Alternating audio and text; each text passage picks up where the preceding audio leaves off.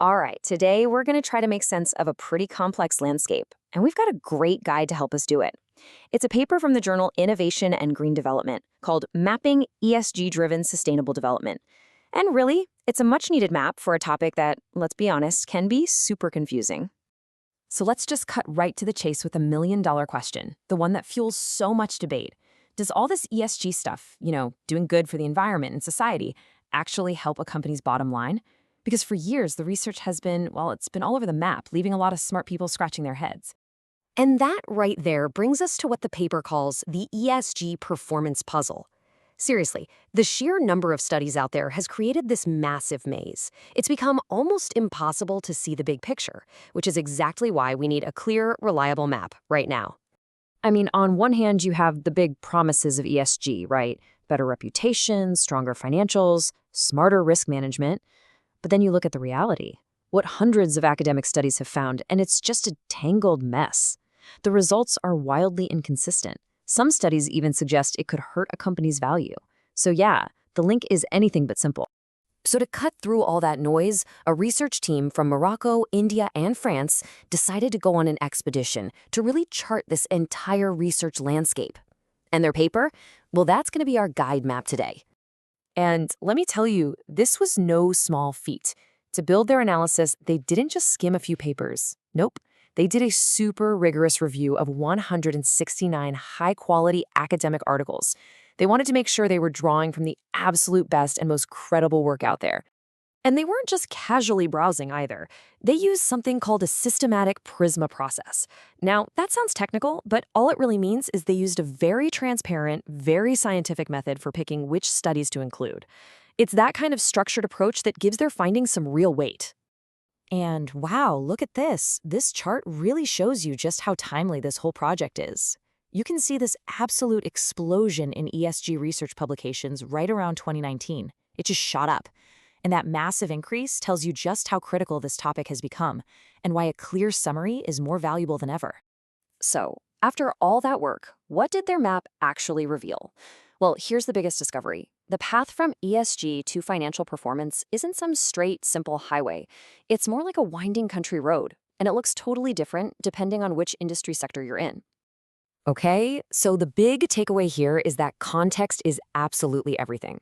For companies in the financial sector, the impact is generally positive. A big reason is that good ESG practices help reduce what's called information asymmetry. Basically, it gives investors a much clearer, more honest picture of the company. But for non-financial companies, it's a totally different story. It's often a U-shaped journey. The high cost of starting ESG projects can actually drag performance down at first before the benefits kick in and things start to improve. A classic case of short-term pain for some long-term gain. But here's where the paper makes a really powerful point. Even though the effects of ESG change from sector to sector, there is one constant, one single factor that seems to be the key to success no matter where you look. And that is strong, effective corporate governance. So what does strong governance actually look like in practice? Well, the research consistently points to these four things. Having a diverse and independent board, for example, brings more perspectives to the table. Separating the CEO and the board chair roles, that boosts accountability. And having a dedicated ESG committee, that ensures sustainability isn't just some side project. It's baked right into the core strategy. These are the levers that really make ESG work. Okay, so having the right governance is kind of like the engine that drives ESG success today. So with that figured out, the paper then turns its attention to the future. It lays out a new agenda for what's coming next, both for the researchers and for the leaders making decisions on the ground. And this is so cool. It's like a roadmap for where the whole field is headed. We need to really understand the financial damage from ESG controversies because reputational risk is a huge bottom line issue now. We also have to figure out biodiversity, which is really the next big frontier of environmental risk. And we've got to explore how tech, like AI, can help automate ESG data so we can move past all the messy, self-reported stuff. And for all the professionals, the policymakers, the managers watching this, the implications are crystal clear. The paper boils it down to 3 key actions. First, align your ESG projects with your actual corporate strategy. Don't just treat them like a hobby. Second, strengthen your governance using those mechanisms we just talked about. And third, innovate. Invest in green tech to get a real competitive edge.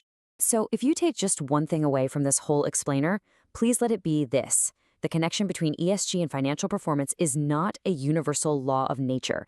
It's a very specific outcome that completely depends on your industry, your governance, and your strategy. One size absolutely does not fit all. Which brings us to a final thought for you. How do these findings square with what you're seeing out there in your own work?